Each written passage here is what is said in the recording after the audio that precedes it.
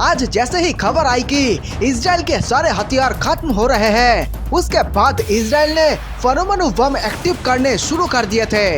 लेकिन फिर बाद में भारत और अमेरिका के कहे जाने के बाद इजराइल मान गया और जब भारत और अमेरिका ने हथियार देकर इजराइल की मदद करनी शुरू कर दी, उसके बाद परमाणु हमला टाल दिया गया।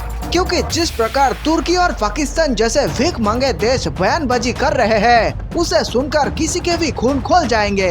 जब से तुर्की के राष्ट्रपति ने अमेरिका के राष्ट्रपति के खिलाफ एक भद्दी टिप्पणी की है, जिसमें तुर्की के राष्ट्रपति ने अमेरिकी राष्ट्रपति को खूनी बता दिया। तुर्की के राष्ट्रपति ने साफ साफ कहा है कि अमेरिका के राष्ट्रपति का हाथ खून में डूबा हुआ है। उसके बाद वही अमेरिका ने भी इजराइल को मदद करना तेज कर दिया और हो सकता है कि अमेरिका का अगला टारगेट तुर्की हो। दोस्तों, अब इजराइल का युद्ध विश्व युद्ध में तब्दील हो चुका है। अमेरिकी सेना भी तैयार हो चुकी है। इजराइल और अमेरिका एक साथ मिलकर पूरे मुस्लिम देश को खत्म करने जा रहे हैं। अब आतंकवादियों की नामो निशान इस दुनिया में नहीं रहेगी। तुर्की ने एक बेहद भयंकर गलती करके अपने पैर पर ही कुल्हाड़ी नहीं बल्कि पूरे मुस्लिम देशों का जीना तबाह कर दिया है। अमेरिका के राष्ट्रपति ने भी एक बड़ा ऐलान किया है कि वे इजराइल के साथ कंधे से कंधा मिलाकर हमेशा खड़े हैं। दोस्तों, हम लगातार आपके सामने इस तरह की तमाम बड़ी बड़ी खबरें ला रहे हैं। सभी जानकारी सबसे पहले पाने के लिए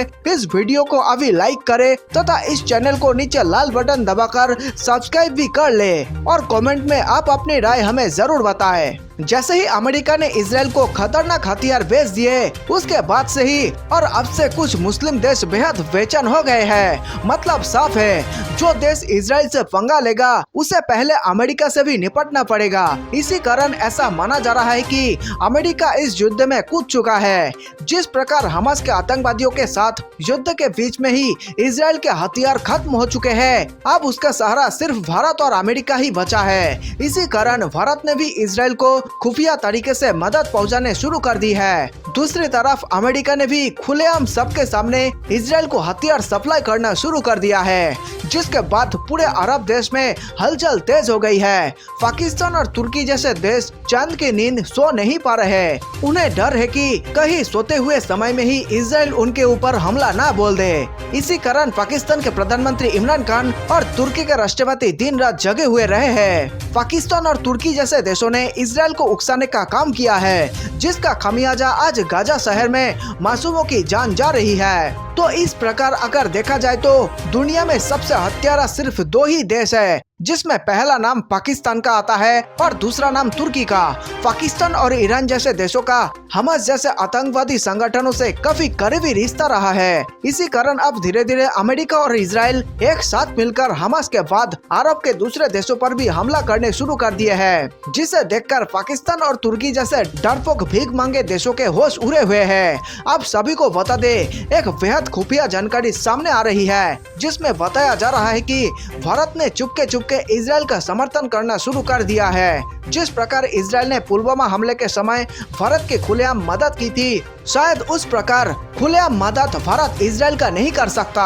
लेकिन इतना बात तो जरूर है कि भारत इजराइल की मदद चुपके चुपके जरूर कर रहा है, ताकि इस बात की भनक मीडिया तक को ना लगे। पूरी दुनिया जानती है कि आज के दिन में भारत, अमेरिका और इजराइल एक दूसरे के बिना रह नहीं सकते।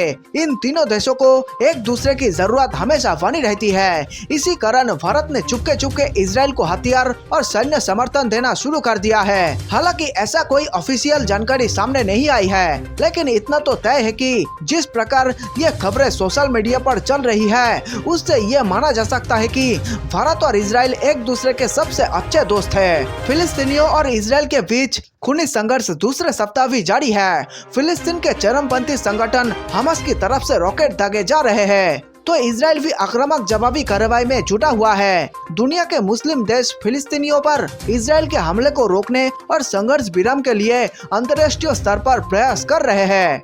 इस बीच तुर्की के राष्ट्रपति रेजेप तैयप एर्दोगन ने इजराइल का समर्थन करने पर अमेरिका पर निशाना साधा है और कहा है कि राष्ट्रपति जो बाइडेन के हाथ खून से सने हैं। असल में एर्दोगन ने जनवरी में अमेरिका का राष्ट्रपति का पदभार संभालने के बाद से बाइडेन पर सबसे तीखी टिप्पणी की है। एर्दोगन ने पिछले कुछ महीनों में वाशिंगटन के साथ संबंधों को सुधारने और 1 साल के तखला विवाद के बाद अन्य पश्चिमी सहयोगियों तक पहुंचने की कोशिश की है, लेकिन फिलिस्तीन पर हवाई हमलों के बीच इजराइल को हथियार बेचने की रिपोर्ट से नाराज एर्दोगन ने यह तीखी टिप्पणी की है। एर्दोगन ने उस मीडिया रिपोर्ट पर बाइडेन की आलोचना की है जिसमें कहा गया है कि अमेरिका ने इजराइल के साथ 335 मिलियन डॉलर के हथियारों की बिक्री को मंजूरी दी है। एर्दोगन ने सोमवार को अमेरिकी राष्ट्रपति बाइडेन पर निशाना साधते हुए कहा, आप अपने खूनी हाथों से इतिहास लिख रहे हैं। आप हमें ये कहने पर मजबूर कर रहे हैं क्योंकि हम इस पर चुप रहने वाले नहीं हैं। दोस्तों, आपको बताते चले कि आजकल फरत में इजराइल पर हुए आतंकवादी हमले का मामला बेहद गर्म हो चुका है। पूरा भारत दो भाग में बंट चुका है, जिसमें एक भाग इजराइल का समर्थन करता है तो दूसरा फिलिस्तीन का। दोस्तों, आप किसी का भी समर्थन करें, लेकिन एक बात कान खोलकर सुन लीजिए कि इजराइल एक ऐसा देश है जो भारत के साथ किसी भी मुसीबत में बिना कोई शर्त हमेशा खड़ा रहता है। आप लोगों को याद होगा, जब पुलवामा में हमला हुआ तो इजराइल ही वे पहला देश था जिसने उस आतंकवादी हमले की निंदा की थी और इजराइल ने उस वक्त अपने मित्र भारत के कंधे से कंधा मिलाकर खड़ा था। और जानकार ये भी बताते हैं कि इजराइल के कहने पर ही भारत ने पाकिस्तान में घुसकर सर्जिकल स्ट्राइक किया था, जिसके बाद भारत को दुनिया ने एक दूसरे नजरिए से देखा था। तो दोस्तों, वे दिन याद कीजिए जब भारत इजराइल के दम पर पाकिस्तान से बदला लिया था, क्योंकि उस वक्त भारत को पूरा यकीन था कि अगर पाकिस्तान से युद्ध हुआ तो उसके पीछे उसका सबसे भरोसेमंद दोस्त इजराइल बिना कोई शर्त के खड़ा है। लेकिन आज हमारे दोस्त इजराइल को भी भारत की जरूरत पड़ी है तो भारत के लोग ही बदल गए। आज जब इजराइल के ऊपर आतंकवादी हमले हुए तो भारत के लोगों ने अपना असली रूप दिखा दिया। मैं आपसे पूछना चाहता हूँ कि जिस दोस्त ने आपका अनकंडीशनल समर्थन किया है, आज जब उसके ऊपर मुसीबत का पहाड़ टूटा है तो फिर आप उसका समर्थन करने से क्यों पीछे भाग रहे हैं? क्या आप लोग वादा खिलाफी नहीं कर रहे? अगर आपकी मुसीबत में किसी ने आपकी मदद की है तो ये आपका फर्ज बनता है कि आप भी उसके मुसीबत में उसकी मदद करें। मेरे देशवासियों, आप चाहे किसी भी देश की मदद करें, हमें उससे कोई मतलब नहीं, लेकिन जो भारत को मदद करे आपको उसकी मदद जरूर करनी चाहिए।